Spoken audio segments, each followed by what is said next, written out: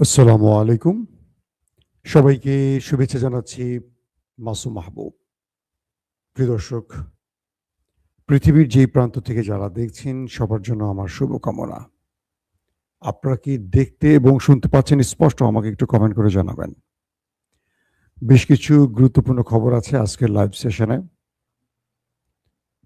প্রথম গুরুত্বপূর্ণ খবরটি হলো ইরানের গ্যাস ফিল্ডে হামলার প্রতিশোধ হিসেবে মধ্যপ্রাচ্যের আরব, কাতার, আরব আমিরাত এবং নেতা সাহেবের দেশটিকে ব্যাপক অ্যাটাক করেছে ইরান এবং এই অ্যাটাকে সেই দেশগুলোর জ্বালানি ফিল্ডগুলো এখনো জ্বলছে। দ্বিতীয় গুরুত্বপূর্ণ খবর হলো ইরান এবার আবার নতুন করে ওয়ার্নিং দিয়েছে শত্রু রাষ্ট্রগুলোকে এবং বলেছে নিজে যদি শেষ হয়ে যায় সবাইকে নিয়ে শেষ হব। দর্শক, তারপরের গুরুত্বপূর্ণ খবরটি হলো আগামী 24 ঘন্টার মধ্যে ইরানের এম্বাসি বন্ধ করে ফেরত দিতে বলেছে কাতার। পাশাপাশি সৌদির সাথে ইরানের একটা গোপন সমঝোতার কথা উঠে আসছে, সেটা কতদূর? এবং বলা হচ্ছে ইরানের পররাষ্ট্রমন্ত্রী তিনি মুসলিম বেশ কয়েকটি দেশের পররাষ্ট্রমন্ত্রীদের সাথে টেলিফোনে কথা বলেছেন। কি আশ্বাস মিলল সেখান থেকে? এবং পাকিস্তান কি শেষ পর্যন্ত সৌদির পক্ষে ইরানের বিরুদ্ধে লড়বে? এই প্রসঙ্গ নিয়ে আজকে এই লাইভ সেশনে আমি বিস্তারিত আলোচনা করতে চাই। যদি আপনারা শোনেন এবং ঠিকমতো সব দেখেন আমাকে জানান। বাগদাদ ইরাক থেকে দেখছেন একজন ভাই ইউসুফ খান, কানাডা থেকে দেখছেন আমাদের এক ভাই,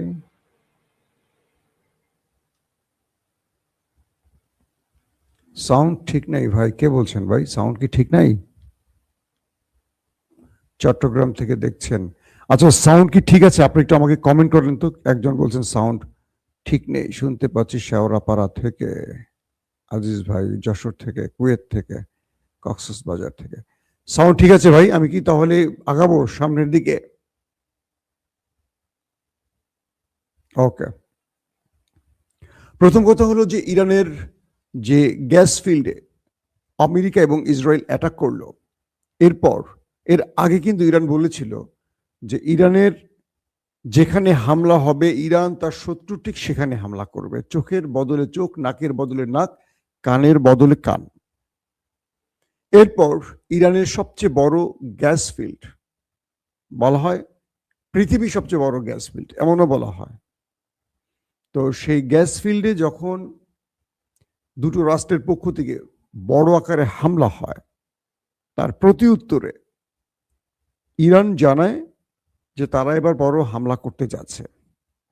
এরপর সৌদি আরব, কাতার, আরব আমিরাত এবং ইসরায়েলের নাগরিকদের উপর ওয়ার্নিং জারি করে ইরান। বলে দেয়া হয় এই দেশগুলোর গ্যাস এবং তেল ফিল্ড থেকে, ক্ষেত্র থেকে সবাই যেন সরে যায়। সৌদি আরব, আরব আমিরাত, কাতার এবং ইসরায়েল, এদের প্রত্যেকটি দেশের নাগরিকদেরকে ইরান ওয়ার্নিং দিয়ে বলে যে আপনারা এই গ্যাস ফিল্ড থেকে, তেল ফিল্ড থেকে দূরত্ব বজায় রাখুন এবং আশেপাশের কোনো অবকাঠামোতে কেউ অবস্থান করবেন না, ইরান সেখানে আক্রমণে যাবে। এরপর আমরা দেখলাম যে সেখানে মানে আরব আমিরাতে, সৌদি আরবে এবং কাতারে বড় আকারে আক্রমণ করে ইরান। তারপর আমরা দেখলাম যে শুধু এই তিনটি দেশ নয়, পাশাপাশি আমরা দেখলাম নেতা সাহেবের বাড়িতেও বড় রকম আক্রমণ করে ইরান। বলা হচ্ছে যে এই হামলায় মধ্যপ্রাচ্যের পুরো তেল এবং গ্যাসের মধ্যে একটা ভয়ঙ্কর আতঙ্ক সৃষ্টি হয়েছে এবং এই আতঙ্কটি শুধু মধ্যপ্রাচ্যে নয়, এই আতঙ্ক ছড়িয়ে পড়ছে ইউরোপে। এখন প্রশ্ন করবেন ইউরোপে কেন বললাম? অর্থাৎ মধ্যপ্রাচ্যের এই গ্যাস এবং তেলের উপর টিকে আছে ইউরোপ তো সেই ইউরোপ এখন টেনশনে আছে যে এই যুদ্ধ শেষ পর্যন্ত পৃথিবী থেকে গ্যাস এবং তেলকে শেষ করে দেয় কিনা। কারণ আমেরিকা এবং সেই দেশটি যে খেলাটা শুরু করেছে, ইরানের যে স্ট্রাকচারগুলোতে টার্গেট করছে, ইরান ঠিক সেই স্ট্রাকচারে অ্যাটাক করছে। তার মানে কি, এই মানুষে এই সভ্য মানুষগুলো লড়াই করতে করতে তেল গ্যাস শেষ পর্যন্ত শেষ করে ফেলবে, এরপর পৃথিবী অন্ধকারে চলে যাবে। আমি দেখতেছি সেই দিকে যাচ্ছে পৃথিবী এখন। একটা সময় তেল আর পাবে না মানুষ খুঁজে, দাম দিয়ে কিনবেন কি, তেল থাকতে হবে তো দুনিয়ায়। যেভাবে তেলের ডিপুতে, স্টোরেজে, ঘাটিতে অ্যাটাক চলছে, গ্যাসের ঘাটিতে আল্লাহ প্রদত্ত এই সম্পদগুলোর উপর যেভাবে অ্যাটাক চলছে, একসময় এরা এদের পাগলামিতে দেখবেন যে পৃথিবীর দিকে সমস্ত প্রযুক্তি হাওয়া হয়ে যাবে। কারণ প্রযুক্তি চলতে দুটো জিনিস লাগে। তো বলা হচ্ছে সৌদি আরবের যে তেল বা গ্যাস ক্ষেত্রে হামলাটি হয়েছে, সৌদি আরব এগুলো ইন্টারসেপ্ট করতে পেরেছে। কিছু কিছু সূত্র দাবি করছে ইরান সৌদি আরবের সাথে একটা গোপন সমঝোতা করে নিয়েছে যে আমি এই ধরনের হামলাগুলো করব, তুমি এই ধরনের মোকাবেলার মাধ্যমে ইন্টারসেপ্ট করো। এরকম কিছু তথ্য আসছে যে সৌদি আরব এবং ইরানের মধ্যে একটি গোপন সমঝোতা আছে। এজন্য সৌদি আরব যত কিছুই বলবে ততটা লড়বে না। কারণ সৌদি আরবের সাথে একটা এগ্রিমেন্ট আছে পাকিস্তানের। এই যুদ্ধে পাকিস্তান জড়িয়ে পড়বে ইরানের বিরুদ্ধে। কারণ সৌদিতে হামলা মানে পাকিস্তানে হামলা, পাকিস্তানে হামলা মানে সৌদিতে হামলা। যদিও পাকিস্তানে হামলা হলে সৌদি আরব আসবে না, হয়তো টাকা দেবে, তাদের টাকা আছে। আর যেহেতু বলদের জাতি পাকিস্তান, তারা চলে আসবে। তাদের সেনারা, সামরিক বাহিনী পাঠিয়ে দিয়ে জেনারেলরা মাল কামাবে, বুঝছে না, মাল কামাবে। পাকিস্তানের সেনারা ভয়ঙ্কর লোভী, এটা মাথায় রাখবেন। এরা করে কি, যুদ্ধগুলো লাগিয়ে দিয়ে এরা মাল কামায়। এদের সেনারা মারা যাবে, কিন্তু এরা তো আর মারা যাবে না, এরা তো থাকবে এদের নিজের জায়গায়। তো এখন আরব আমিরাদের মধ্যে যে খবরটি এসছে যে তাদের বেশ কয়েকটি তেল ফিল্ডে, অয়েল ফিল্ডের অ্যাটাক করেছে ইরান এবং সেখানে আগুন জ্বলতে দেখা গেছে। বলা হয়েছে যে তাদের গুরুত্বপূর্ণ অনেকগুলো টার্গেটে হিট করেছে। কাতারেও একই অবস্থা। কাতারের Sheikh Tamim bin Hamad Al Thani খেপে গেছেন। তিনি খেপে গিয়ে ইরানের পররাষ্ট্র কি বলে এম্বাসি বন্ধ করে, তাদের যে দূতাবাসের প্রধান অ্যাম্বাসেডর, তাকে 24 ঘন্টার মধ্যে দেশ ছাড়তে বলেছেন। মানে এই লেভেলে চলে গেছে সম্পর্ক এখন। পাশাপাশি যেই বিষয়গুলো আসছে যে ইসরায়েলের যতগুলো গ্যাস ফিল্ড আছে এবং যতগুলো তেল শোধনাগার আছে বা তেল যেখানে স্টোর করে রাখা হয় সেই জায়গায় তেল ডিপো, সেখান থেকে সকল নাগরিককে সরে যেতে বলা হয়েছে। ইরানের পক্ষ থেকে বলা হয়েছে যে ওই দেশটির তেল এবং গ্যাস যে অঞ্চলে মজুদ আছে সেখান থেকে সবাই, বা ডিপো, সেখান থেকে সবাই চলে যান।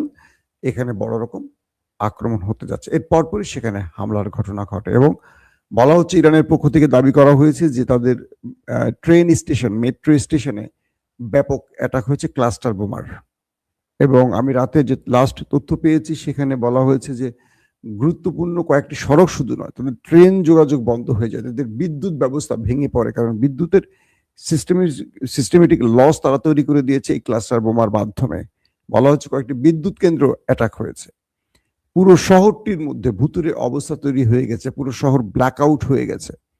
ইরান এইভাবে ক্লাস্টার এবং নতুন নতুন খুররাম, তারপর ইমাদ, তারপর গাদার, এরকম কয়েকটা সিরিজের মিসাইল দিয়ে মোটামুটি তাণ্ডব লীলা ঠিক মতো চালিয়ে যাচ্ছে তারা। এখন এই খেলাটা কেন খেলছে ইরান? প্রশ্ন আসতে পারে যে তারা মধ্যপ্রাচ্যকে পুরা তেল গ্যাসের মধ্যে হিট করে শেষ করে দিলে ইরানও মুসলিম দেশ, তারাও মুসলিম দেশ, এটা আসলে কেন? আপনাদেরকে এখানে একটা জিনিস আমি তথ্য একটু অগ্রিম দিয়ে রাখি, ইরানের আসলে মেসেজটা কি। অনেকেই কথাটা আমাকে বলেন, দর্শকরা আমাকে বলেন, এটার উত্তর আমি দেবার চেষ্টা করছি। তো এখন আমি আপনাদেরকে একটা সহজ বিষয় তুলে ধরি যেটা আপনারা হয়তো বুঝতে পারবেন যে ইরান আসলে যে কাজটি করছে সে কাজটি কি। ইরান যে কাজটি করছে সেটি হলো আরবকে বারবার বলছে যে তোমরা আমাদের উপর আক্রমণ করো না, বা আক্রমণে আমাদেরকে ভূমি ব্যবহারের অনুমতি দিও না। কিন্তু ওরা আরবের অবস্থাটা দেখেন যে আমেরিকা আক্রমণ করছে আর দখলদার আক্রমণ করছে। কিভাবে আক্রমণ করছে সে আক্রমণটা একটু বোঝার চেষ্টা করতে হবে। দেখেন, আমি সংক্ষিপ্ত আপনাদের একটু বুঝাই বললে বুঝতে পারবেন বিষয়টা। আমেরিকা যখন ব্রিটিশ বা অন্য কোনো ঘাঁটি থেকে উড়ে আসে আক্রমণের জন্য, তারা ইউরোপের কোনো দেশের আকাশ ব্যবহার করতে পারে না। আমেরিকাকে Europe, Spain, Ireland, Britain, France কেউ তার আকাশ সীমা ব্যবহারের অনুমতি দিচ্ছে না আমেরিকাকে, তাদের অন্যতম মিত্র, তাদের ন্যাটোর প্রধান বস। তাদেরকে সাগর বা ইতালি, স্পেনের মাঝখান থেকে একটা সাগর ধরে বিভিন্ন পথ পাড়ি দিয়ে এই আমেরিকাকে ইসরায়েলে আসতে হয়। ইসরায়েল থেকে জর্দান, সৌদি আরব, ইরাক হয়ে ইরানে এসে আক্রমণ করতে হয়। মাঝখানে তারা ফুয়েল নেয় পথে, বুঝতে পারছেন? আর ইসরায়েল কি করে জানেন? ইসরায়েলকে কোনো কষ্ট করতে হয় না। ইসরায়েল সোজা জর্দান দিয়ে, সৌদি আরব দিয়ে, আরব আমিরাত দিয়ে, অথবা কি বলে ইরাক দিয়ে ঢুকে ইরানের মধ্যে ম্যাসিভ আকারে আক্রমণ করে চলে যায়। কোনো মুসলিম রাষ্ট্র তাদেরকে একটু বাধা দিচ্ছে না, ইসরায়েলকে বাধা দিচ্ছে না। অথচ আমেরিকাকে ইউরোপ দিচ্ছে না তাদের আকাশ ইরানে আক্রমণের জন্য। ইউরোপ দাঁড়িয়ে গেছে, কিন্তু মুসলিমরা কি করছে এবার বলছেন? এটা কত বড় লজ্জার মুসলমানদের জন্য, বুঝতে পারছেন? কেন ইরান আরব রাষ্ট্রগুলোকে টার্গেট করবে না? আরব বলছে আমাদের বেজ ব্যবহার করছে না, কিন্তু তোমার আকাশ যে ব্যবহার করছে, তুমি তো বলছো তোমার আকাশ, তোমার ভূমি কিচ্ছু ব্যবহার করতে দেবে না। ইসরায়েল ঢুকছে কোত্থেকে? ইসরায়েলের পথ কোনটা? তারা ঢুকছে জর্দান দিয়ে, সৌদি আরব দিয়ে, ইরাক দিয়ে ইরানে, অথবা আরব আমিরাত হয়ে ইরাক দিয়ে ইরানে। যে কোনো এই পথটা তারা, এই বেলটা তারা ব্যবহার করছে। ইরানে ঢুকতে হলে তাদের মুসলিম কান্ট্রি একটা না 3-4টা পার হয়ে আসতে হয় ইসরায়েলকে। একটা আরব রাষ্ট্র এখন পর্যন্ত একটা মিসাইল ইন্টারসেপ্ট করেছে ইসরায়েলের? বলেন, একটা খবর পেয়েছি আমরা?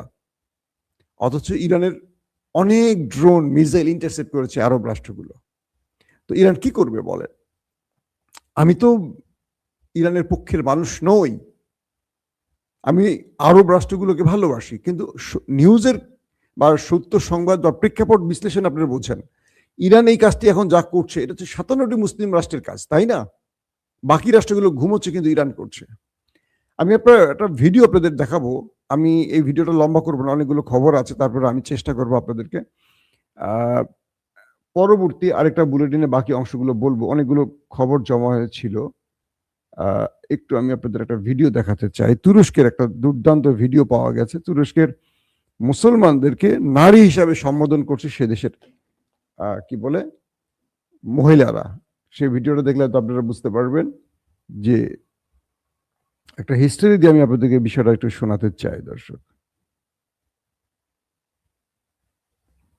আপনারা দেখতে পাচ্ছেন একটা তুরস্কের ফাতেহ মসজিদের একটা ভিডিও এখন আমি আপনাদের দেখাবো।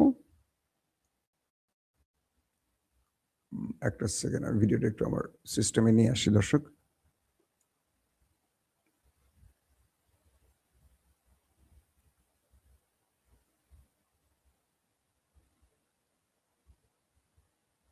মানে একটা দুঃখজনক ব্যাপার আপনারা খেয়াল করবেন যে এতগুলো দেশ, একটা দেশ এখন পর্যন্ত ইরানের জন্য একটা শক্ত কথা বলে নাই।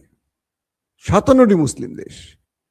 আমরা তুরস্ককে ভালোবাসি, কিন্তু তুরস্ক ইরানের জন্য বড় ভূমিকা রাখছে, কিন্তু স্পষ্টত প্রকাশ্যে কি করতেছে এখন বলেন? প্রকাশ্যে তো কিছু করা উচিত তুরস্কের।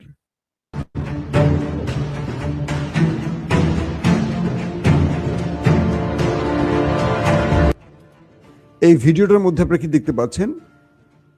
তুরস্কের একটি বড় মসজিদ, ফাতে মসজিদের নারীরা তাদের হিজাব খুলে পুরুষের গায়ে মারছে, দেখতে পাচ্ছেন আপনারা নামাজের মধ্যে। কারণ এই তুরস্কের নারীরা বলছে পুরুষদেরকে, তোমরা শাড়ি চুরি, আমরা বাংলাদেশে বলি না যে তুই শাড়ি চুরি পরে থাক, অপমান করার জন্য। ঠিক এরা হিজাব খুলে তাদের পুরুষকে বলছে তোমরা হিজাব পরে বসে থাকো।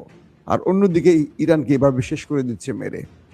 দেখছেন আপনারা ফুটেজ, যে নারীরা উপর থেকে হিজাব ছুঁড়ে ছুঁড়ে মারছে পুরুষদেরকে লজ্জা দেওয়ার জন্য। এই পুরুষরা কবে লজ্জা পাবে আল্লাহ ভালো জানে। একটা ঘটনা বলি আপনাদেরকে, এই নারীদের ইসলামে অনেক বড় বড় ভূমিকা আছে। রাসূল করিম সাল্লাল্লাহু আলাইহি সাল্লামের ফুফু সাফিয়া বিনতে আব্দুল মুত্তালিব খন্দকের যুদ্ধের দিকে, মেবি খন্দকের যুদ্ধই হবে, তো নারীদের উপর ইহুদিদের বড় হামলা হতে পারে ভেবে তাদেরকে দুর্গের মধ্যে রেখে এই যুদ্ধে আসতো পুরুষেরা, দুর্গে রাখতো নারীদেরকে।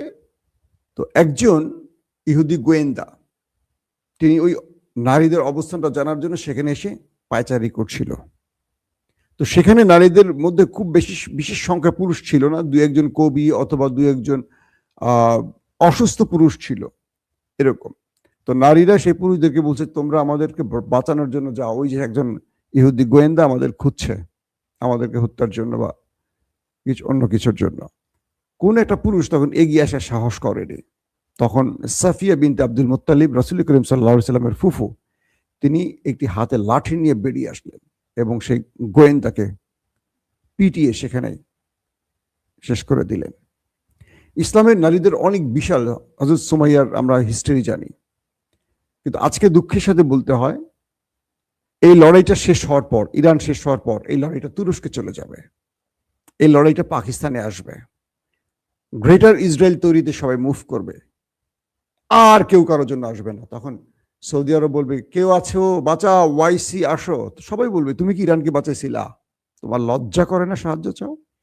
তুরস্ককে বলবে, তুরস্কের এরদোয়ানকে বলবে, এরদোয়ান যখন ধোলাই শুরু করবে ইসরায়েল আমেরিকা, নেটো আসবে না ইসরায়েলের জন্য, তুরস্কের জন্য নেটো কখনো আসবে না।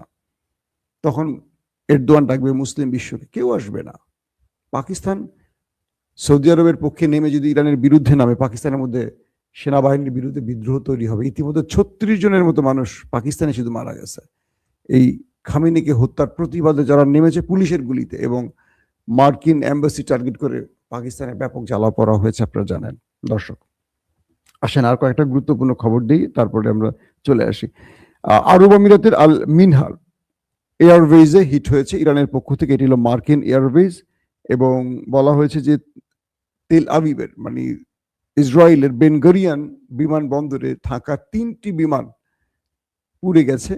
এটা ইরানের পক্ষ থেকে দাবি করা হয়েছে। তাদের যে তেলের ডিপো বেন গরিয়ানের, সেটাতেও আক্রমণ হয়েছে। তাদের মেট্রো স্টেশনে আগুন, মানে ভয়াবহ ক্লাস্টার বোমার অ্যাটাক হয়েছে, এবং বলা হয়েছে যে আরো কয়েকটি জায়গায় সিরিজ অ্যাটাক হয়েছে। এবং ইরানের পররাষ্ট্রমন্ত্রী আব্বাস আরাকচি মিশরের পররাষ্ট্রমন্ত্রীর সাথে, সৌদি আরবের পররাষ্ট্রমন্ত্রীর সাথে, পাকিস্তানের পররাষ্ট্রমন্ত্রীর সাথে এবং তুরস্কের পররাষ্ট্রমন্ত্রীর সাথে টেলিফোনে কথা বলেছেন। তারা যে কোনোভাবে একটি আলোচনায় পৌঁছতে চাইছেন। সবকিছু মিলে এটুকু বলা যাচ্ছে যে ইরান যা কিছুই করছে, আবার নেপথ্যে মুসলিম রাষ্ট্রগুলোর সাথে যোগাযোগ করছে, এবং তারা চেষ্টা করছে যে এই আলোচনার মাধ্যমে একটা পথ খুঁজে বের করার। তবে এখন পর্যন্ত যেটুকু বোঝা যাচ্ছে, আরবকে এই যুদ্ধে টেনে আনার জন্য তাদের ব্যাপক প্রচেষ্টা অব্যাহত আছে। দর্শক বিদায় নিচ্ছি আজকের মতো। আজ রাতে আমরা চেষ্টা করব ইফতারের আগে কিংবা ইফতারের পরে আবারও হাজির হতে। তখন আপনাদেরকে আরো বেশ কিছু গুরুত্বপূর্ণ খবর দেব। যে খবরগুলো এখন মিস করেছি আমরা চেষ্টা করব পরবর্তী খবর আপনাদের জানাতে। আল্লাহ হাফেজ। ওপেন দাইস মানে সত্যকে সত্য বলা, মিথ্যেকে মিথ্যে বলা। আমরা শোনা কথা নয়, চোখে যা দেখি তাই বলি।